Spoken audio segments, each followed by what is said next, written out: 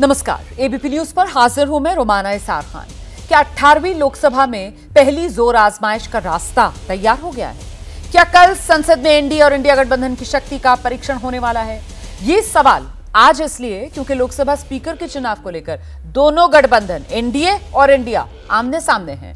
वो चुनाव जो पिछले कई दशकों से नहीं हुआ था, आज एनडीए गठबंधन की तरफ से बीजेपी के ओम बिरला ने लोकसभा स्पीकर के लिए अपना नामांकन दाखिल किया और ओम बिरला जो 17वीं लोकसभा में भी स्पीकर रह चुके हैं, एनडीए गठबंधन के तमाम नेताओं की मौजूदगी में उन्होंने अपना नामांकन दाखिल कर दिया और उन्हीं के सामने दूसरी तरफ इंडिया गठबंधन की तरफ से कांग्रेस के सुरेश को लोकसभा स्पीकर पद के लिए उम्मीदवार बना दिया गया।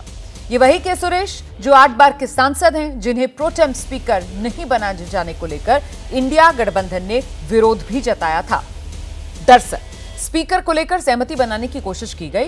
रक्षा मंत्री राजनाथ सिंह ने कांग्रेस के अध्यक्ष मल्लिकार्जुन खड़गे से 3 बार फोन पर बात की, लेकिन कांग्रेस ने यह शर्त रखी कि अगर विपक्ष को डिप्टी स्पीकर का पद दिया जाएगा तो वो एनडीए के उम्मीदवार के लिए स्पीकर पद पर सहमति जता देगा। वहीं एनडीए ने साफ कर दिया कि लोकतंत्र शर्तों के साथ नहीं चलता है। जब डिप्टी स्पीकर के चुनाव की बारी आएगी तब उस समय उस पर बात कर ली जाएगी। ऐसे में सवाल ये कि जब टकराव से होगी शुरुआत तो फिर आगे कैसे बनेगी बात?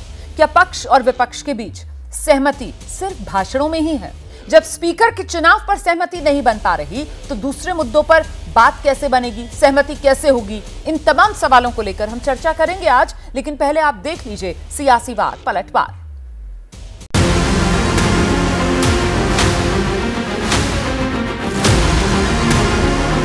राजनाथ सिंह जी ने खड़गे जी से कहा, देखिए आप हमारे स्पीकर को सपोर्ट कीजिए। पूरे ऑपोजिशन ने कहा है कि हम स्पीकर को सपोर्ट करेंगे। कन्वेंशन ये है कि डिप्टी स्पीकर ऑपोजिशन को मिलना चाहिए।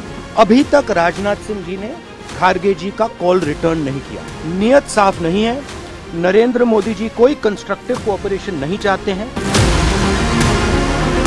खड़गे जी का प्रश्न, एक सीनियर लीडर हैं, मैं उनका सम्मान करता हूं।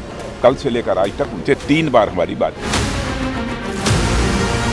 यूपी में देखा है, क्या हमें उपाध्यक्ष का पद मिला? स्वस्थ लोकतंत्र में चुनाव होते रहना चाहिए।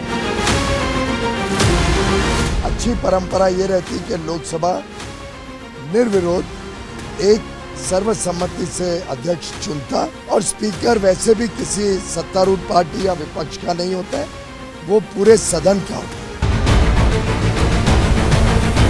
बात करते हैं सहमति की, लेकिन विपक्ष को उप अध्यक्ष पद को देने के लिए भी वो मंजूर नहीं है। तो इसीलिए अगर वो बुलडोजर चलाना चाहते हैं तो हमें भी हमारे पास आज भारतवासियों ने संख्या दिया है, जिस संख्या के साथ उस बुलडोजर को हम सदन के अंदर रोक लें। कांग्रेस पार्टी वेणुगोपाल साहब का कहना था, आप उपाध्यक्ष का पद अभी आप इसी समय उसको स्वीकार करें। माननीय रक्षा मंत्री जी ने उनको कहा कि जब उपाध्यक्ष का चुनाव होगा तो हम निश्चित तौर पर हम सभी लोग बैठ के बात करके उपाध्यक्ष तय करें। शर्त पर अड़े रहे तो के आधार पर वो लोकतंत्र चलाना चाहते हैं। लोकसभा का स्पीकर एक ऐसा पद है, डेमोक्रेसी का रखवालदार, चौकीदार, लोकतंत्र का चौकीदार, और उस पद पर एक ऐसे व्यक्ति बैठनी चाहिए जो सभी को समान न्याय दे। डिप्टी स्पीकर का पद कायदे से विपक्षों को मिलना चाहिए। जिस तरीके से विपक्ष की इस बार भूमिका रही है और शर्तों के साथ जिस तरीके से विपक्ष सामने आया और इस तरीके से अपनी भूमिका को निभाना, मुझे नहीं लगता कि उचित है। हम भी चाहता है स्पीकर पोजीशन में यूनानिमस सिलेक्शन होना, हम भी चाहते हैं, but provided they should agree for deputy speaker also, that is a convention. Karnataka में इनका ही स्पीकर, इनका ही डिप्टी स्पीकर, ये हाथी के दांत दिखाने के और खाने के और, ये दोहरे मापदंड में जीते। नहीं किया कोई बातचीत, and unfortunately this has been a unilateral decision.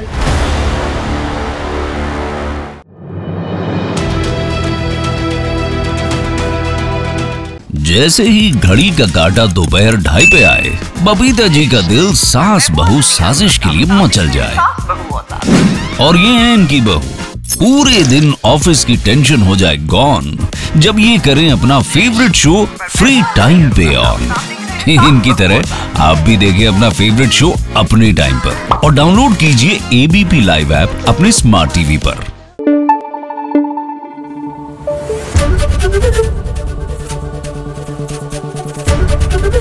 ABP news आपको रखे आगे।